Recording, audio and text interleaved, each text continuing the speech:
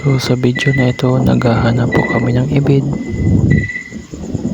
So kung gusto nyong malaman at makita ang tinatawag natin na ibid, panoorin nyo lang tong video na ito hanggang dulo. So yan, lakad po kami ng lakad hanggang umabot sa malayo. So yan, malayong malayo na po talaga yung nararating namin.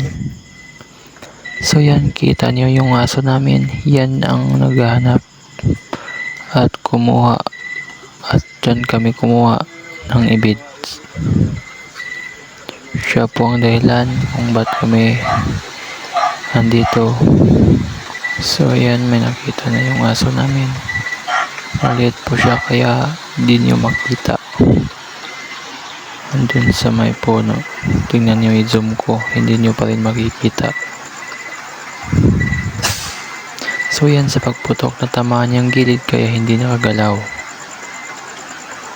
Yung aso namin parang alitaw-tak, tumakbo sa baba, tumakbo sa itaas. Ayan, pakiramdam ng aso parang hindi talaga natamaan. So ayan, kinukuha na po yung ibid.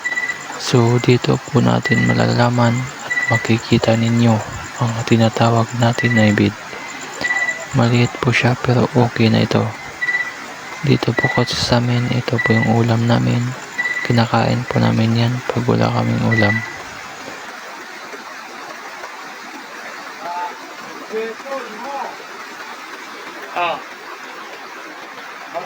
So yun, ang patuloy na po kami sa paghahanap ng ibid. Gusto lang naman namin malagdagan kahit isa man lang. So yan mga kaidol, malayong malayo na po talaga yung nararating namin. Yan, kitang kita niyo naman malawak po yung sapa, malalim po yung tubig. Hirap talaga mga idol, lalo na sa panahon ngayon. Wala po talaga. So yan yung aso namin, parang may nakikita na naman ulit siya. Kasi mabilis siyang tumakbo papuntang itaas. So yan, may nakita talaga. Medyo maliit pero okay na to.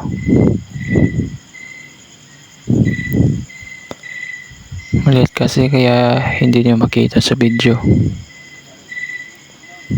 Kaya yan, binaril na. Kaso hindi pumutok yung baril, parang nasiraan ata.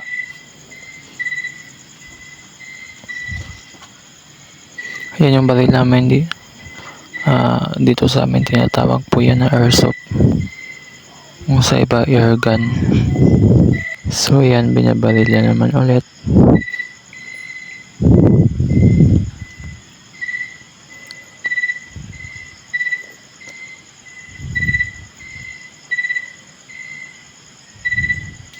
Sa pagputok, sayang lang hindi natamaan. Buti na lang may aso. Grabe yung aso namin mga kaidol, sobrang lakas po talaga. Ayan, ginagat, tapos tumakbo. Parang ginagawa lang niya ng paglaruan. So yan, tingnan nyo. So yan, parang ginagawa lang talaga niyang paglaruan. So yan, may patakbo-takbo pa. So yan mga ka-idol, gusto ko lang po sabihin sa inyo na bago pa lang po ako dito sa YouTube, at sana naman mabigyan nyo ng konting pansin. At sana matulungan nyo po ako, like and share. At sana mabigay nyo po para may more videos pa kayong mapanood ulit. So hanggang dito na lang po itong video nito. So maraming salamat po talaga, lalo na sa nanonood sa video na ito.